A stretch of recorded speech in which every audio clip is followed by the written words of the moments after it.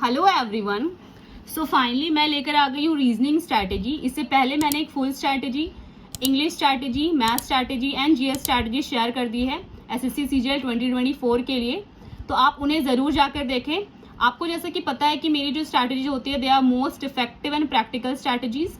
मतलब आपको ऐसा कभी नहीं लगेगा कि ये किया नहीं जा सकता है या बहुत कंज्यूमिंग है या इफेक्टिव नहीं होगा।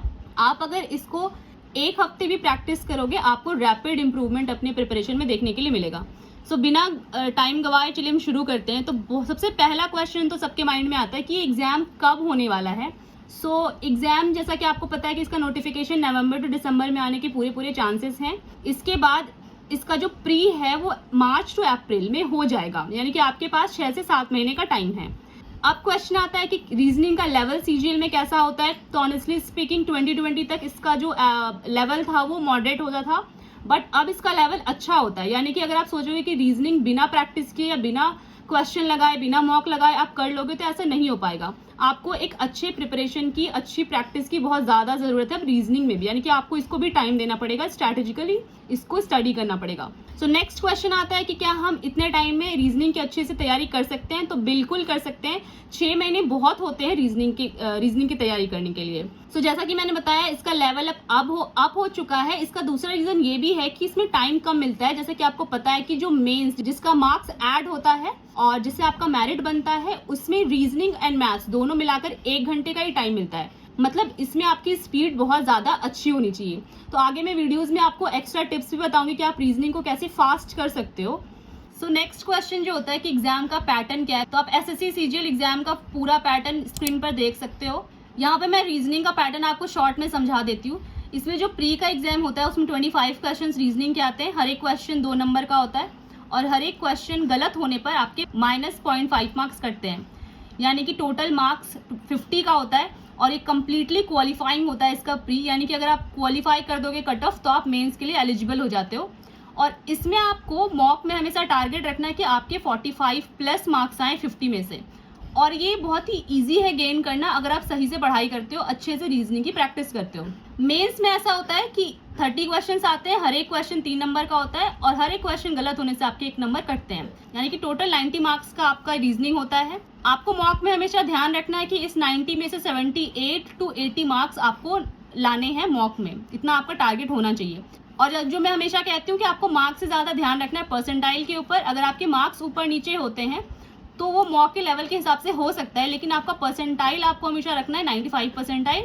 और ये स्टार्टिंग में नहीं होगा, लेकिन आप जब बहुत ज्यादा प्रैक्टिस कर लोगे तो ये आपका रीच हो जाएगा। एंड दूसरी बात मैंने जो अभी कहा कि डोंट टेक इट इजी, क्योंकि इसका वेटेज जब हाई है, ये मेंस में ऐड होता है, मेरिट में ऐड होता है, तो इसको आपको बिल्कुल भी लाइटली नहीं लेना है। सो अब नेक्स्ट सबसे इंपॉर्टेंट क्वेश्चन आता है कि भैया हम रीजनिंग की तैयारी करें कहाँ से और कैसे हम रीजनिंग को प्रिपेयर करें। तो देखिए इसके लिए मैंने बहुत बारी अपनी वीडियोस में कहा है कि आपको किसी भी बुक को पढ़ने की जरूरत नहीं है। आप अगर इसको सिर्फ प्रीवियस ईयर क्वेश्चन के पीडीएफ से ही करोगे तो हो जाएगा। बट कुछ लोग ऐसे होते हैं जिनको पीडीएफ से पढ़ने में दिक्कत होती है, इतना ऑनलाइन वो नहीं देख पाते, तो आप प्रीवियस ईयर का कोई सा भी बुक ले सकते हो। आप किरण पब्लिकेशन की ये वाली बुक ले सकते हो। इसमें आपको जो भी लेटेस्ट पैटर्न यानी कि टीसीएस पैटर्न के क्वेश्चन है आप इसको इजीली यहाँ से प्रैक्टिस कर सकते हो। बट आप बहुत पहले के क्वेश्चंस प्रैक्टिस मत करिएगा, जो लेटेस्ट आए हुए हैं सिर्फ उन्हीं क्वेश्चंस को आपको प्रैक्टिस करना है रीजनिंग में। इसके बाद टाइम हमें कितना देना चाहिए दिन भर में इसकी प्रैक्टिस के लिए, इस डेली रूटीन वाली वीडियो में बताया है कि आपको पर डे 3 सब्जेक्ट्स ही पढ़ने हैं। चारों सब्जेक्ट्स अगर आप एक दिन में पढ़ने की कोशिश करोगे तो आप उसको कंप्लीट नहीं कर पाओगे, जिसमें से आपको मैथ्स तो डेली पढ़ना है, इंग्लिश एंड डेली पढ़ना है। इसका वेटेज भी ज्यादा और इसमें प्रैक्टिस की भी बहुत ज्यादा जरूरत होती है। इसमें आपको बहुत बड़ा सिलेबस कंप्लीट करना होता है। लेकिन जीएस और रीजनिंग में आप अल्टरनेट डेज पर इनको कर सकते हैं। मतलब जैसे आपने आज अगर जीएस किया तो कल रीजनिंग कीजिए, आज अगर रीजनिंग किया तो कल जीएस करिए, इस तरह से करके। सो आपको अल्टरनेट डेज देने हैं, अल्टरनेट डेज पर रीजनिंग की प्रैक्टिस करनी है। अब कितना टाइम हमें देना है, तो आप एक दिन में 1 घंटा ही दोगे रीजनिंग की प्रैक्टिस में। मतलब इसमें वीडियो भी अगर आपको कोई देखना है तो वो भी इंक्लूडेड है, आपकी प्रैक्टिस भी इंक्लूडेड है, आपका रिविजन भी इंक्लूडेड है। सब ले दे करके आपको 1 घंटा ही रीजनिंग को देना है। सो नेक्स्ट है कि watch at least 1 video of each chapter 20-25 minutes duration का। मतलब देखिए होता क्या है कि हम रीजनिंग सॉल्व करते हैं, मेरे साथ क्या हुआ मैं आपको बताती हूँ कि जैसे कि मैं एनालॉजी के क्वेश्चन सॉल्व किया करती थी, तो जब मैंने डायरेक्टली एनालॉजी के क्वेश्चन प्रीवियस ईयर क्वेश्चन से करने शुरू किए तो मुझे ऐसा लगता था कि यार मुझे तो ये आता ही है, और मैंने उसी वे से उसको कंप्लीट किया और मुझे उसमें बहुत ज़्यादा टाइम लग रहा था और मुझे ये चीज़ पता भी नहीं थी।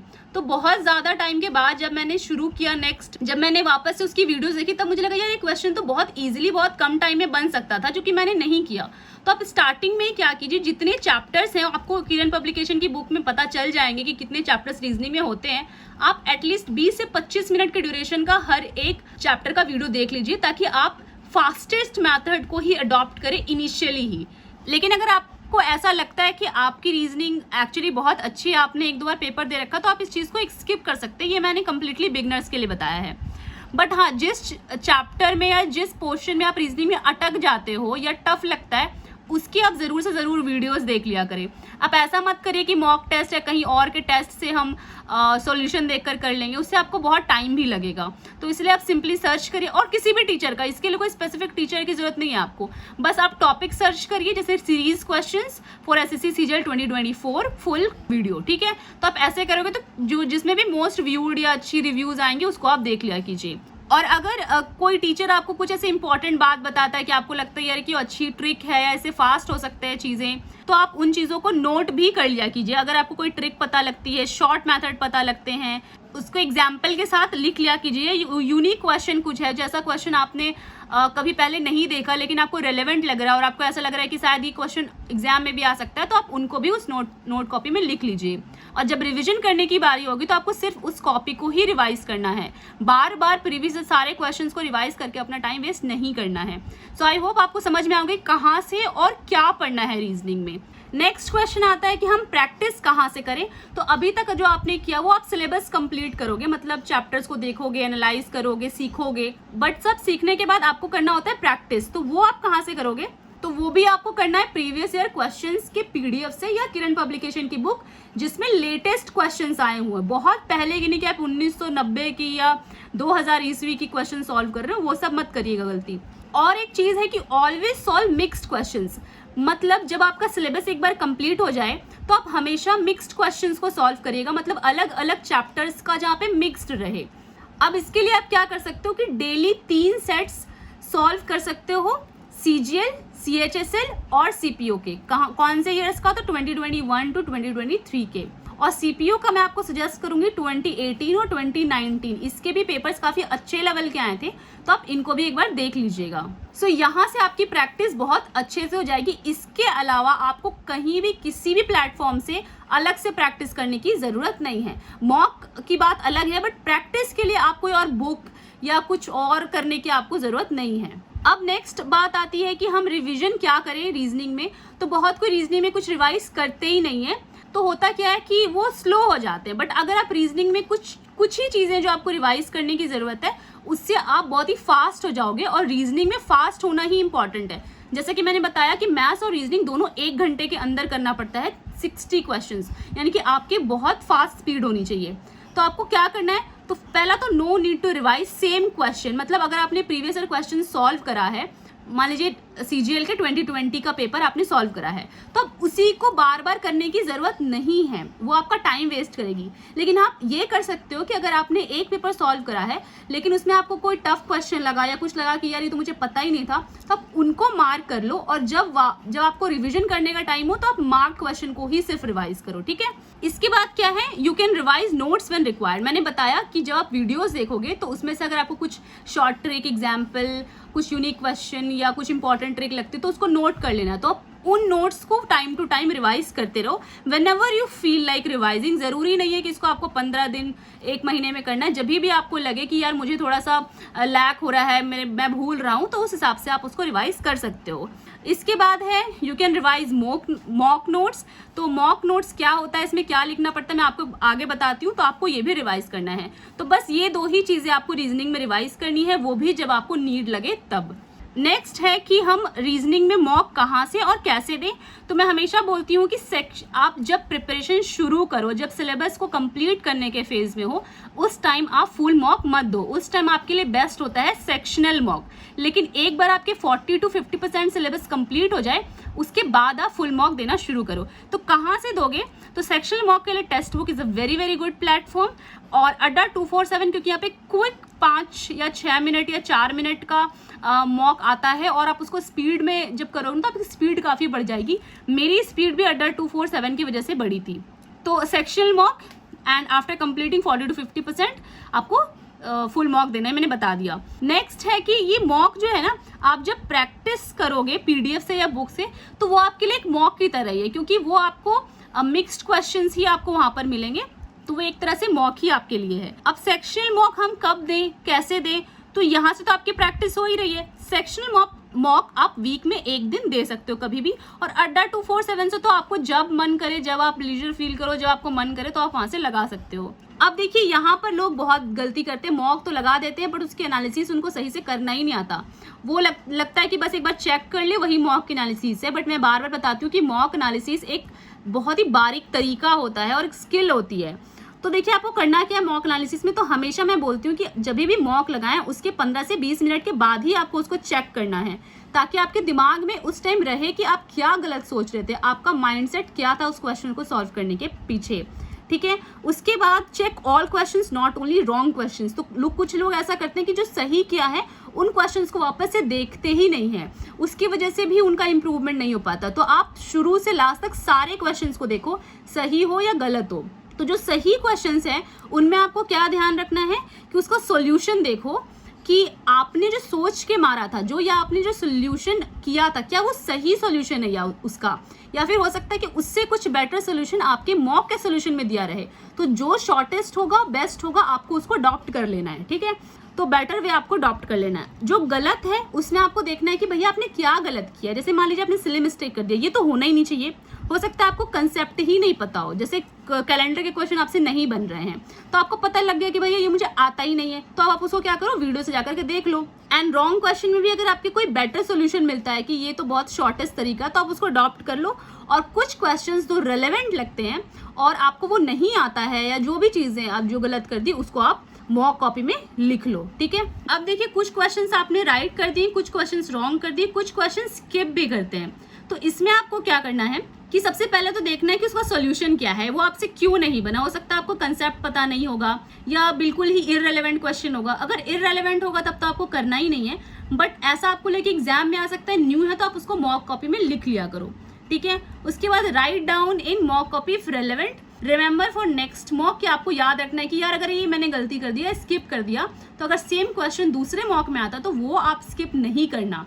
ठीक है, यही होता है रिवीजन करने का या मॉक कॉपी बनाने का बेनिफिट। ठीक है, अब देखिए कुछ चीजें हैं कि रिवाइज कैसे करें। यहाँ पे रिवीजन का मतलब है कि हमें क्या चीजें याद करने की जरूरत है। ठीक है, तो देखिए पहले तो मैंने बता दिया कि revise only mock copy and notes copy जो आपने बनाया होगा वीडियोस वगैरह देख करके। इफ बनाया होगा तो नहीं भी बना सकते हो अगर आपको नीड ना लगे तो। ठीक है, तो इसमें आपको लिखना क्या, जैसे कंसेप्ट है, कुछ क्वेश्चन अगर आपने मॉक के लिख रखे हैं या कोई पैटर्न लिख रखा है कि यार ऐसे क्वेश्चन बार बार रिपीट होते हैं, तो आप उनको रिवाइज कर सकते हो जब भी आपको नीड लगे। दूसरी चीज कि रिवाइज करना आपको प्रीवियस ईयर पीडीएफ जो आपने टिक मार्क करके रखे होंगे। मैंने बताया ना कि जब आप क्वेश्चन सॉल्व करोगे तो हो सकता है कुछ टफ क्वेश्चंस आए पीडीएफ से जब, या फिर बुक से सॉल्व करोगे, तो उसको आपको मार्क कर लेना और सिर्फ मार्क क्वेश्चंस को ही वापस रिवाइज करना है। पूरा क्वेश्चन आप रिवाइज मत करने बैठ जाना।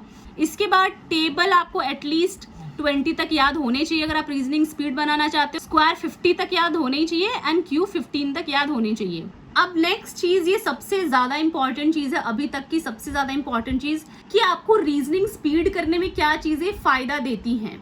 तो पहली चीज जो है, ट्राई आइडेंटिफाइंग नंबर, मतलब आपको नंबर आइडेंटिफाई करना अच्छे से आना चाहिए कि कौन सा प्राइम नंबर है, कौन सा परफेक्ट क्यूब है, कौन सा परफेक्ट स्क्वायर है। अगर इनमें कुछ एडिशन सब्ट्रैक्शन हो रहा है तो भी आप स्पीडली पहचान पाओ कि हाँ भाई इसके साथ, जैसे मान लीजिए अगर मैंने 345 लिख दिया है तो आपके दिमाग में क्या जल्दी से आता है कि 343 + 2 यानी कि 7 का क्यूब +2 है। तो ये सारी चीजें आपको स्पीडली दिमाग में करनी आनी चाहिए, ये प्रैक्टिस से अपने आप आपके साथ होगा। ठीक है, तो ये चीज़ें आपको ध्यान में रखनी है अगर एडिशन, सब्ट्रैक्शन, मल्टीप्लिकेशन, डिवीजन करके कुछ दिया हुआ है। दूसरी चीज़, फिक्स्ड पैटर्न के जो क्वेश्चंस हैं जो बार बार रिपीट होते हैं एसएससी, सीजीएल या सीएचएसएल वगैरह में, तो वो क्वेश्चंस आपके फिंगर टिप पे होने चाहिए, उसमें आपको सोचने की ज़रूरत नहीं होनी चाहिए। तीसरी चीज़, आपको अल्फ़ाबेट की नंबरिंग अच्छे से याद होनी चाहिए, यानी कि पोजीशन अच्छे से याद होना चाहिए। जैसे ई कितने पोजीशन पर, तो 5th पोजीशन पर है, जी कितने पोजीशन पर है, 7th पोजीशन पर है। कुछ लोग क्या करते हैं ना, ये याद नहीं करते हैं, इसको एग्जाम में लिख लेंगे ABCD, फिर गिनते रहेंगे कहाँ पर है। ये नहीं करना है आपको, ये आपको फिंगर टिप पर याद होना चाहिए। कैसे याद होना चाहिए, आप इसकी ट्रिक भी यूट्यूब पर सर्च करोगे ना तो आपको मिल जाएगी, ठीक है। उसके बाद वोवेल और कॉन्सोनेंट का जो पोजीशन है वो आपको बहुत अच्छे से पता होना चाहिए। जैसे ई जो है वो किस पोजीशन पर है, आई किस पोजीशन पर है, ओ किस पोजीशन पर है, आपको ये सारी चीज़ें याद होनी ही चाहिए अगर आपको फास्ट करना है तो। और रीजनिंग का कोई भी तरीका नहीं है, just practice practice and practice. जितना प्रैक्टिस करोगे ना ये चीज़ें आपकी उतनी ज़्यादा फास्ट होती जाएंगी, उतना ही आपके दिमाग में ये चीज़ें जल्दी क्लिक करेंगी, ठीक है। तो जहाँ से मैंने प्रैक्टिस करने के लिए बोला है, जिस ऐप से, जिस बुक से, जिस PDF से, आप इतना करो। जिस तरह से मैंने रिवाइज करने के लिए कहा है, रीजनिंग आपकी अपने आप बहुत अच्छी हो जाएगी। So finally friends, thanks for watching the video. Like करें, आपको मेरी स्ट्रैटेजी पसंद आई हो तो शेयर करें जो भी SSC CGL की तैयारी शुरू कर रहे हैं, और सब्सक्राइब करें अगर आपको ऐसी ही इन्फॉर्मेटिव और यूजफुल वीडियोस आगे भी चाहिए। और अगर आपने मेरी वीडियो अभी तक एंड तक देखी है तो कमेंट जरूर करिए, I will crack SSC CGL 2024। तो मिलते हैं आगे ऐसे ही इन्फॉर्मेटिव वीडियोस के साथ आगे भी, तब तक के लिए जय हिंद।